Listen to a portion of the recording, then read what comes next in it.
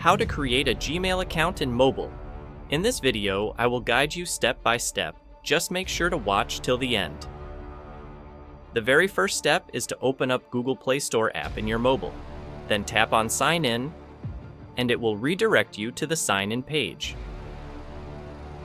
As we are creating a new account, so we will click on Create Account and we'll choose for personal use.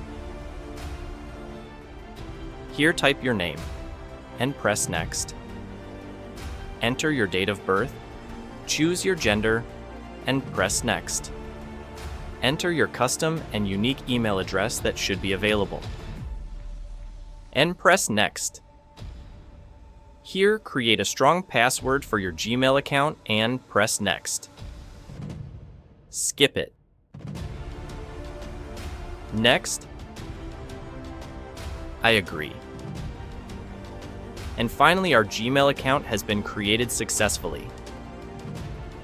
I hope you will find this video helpful. Thanks for watching.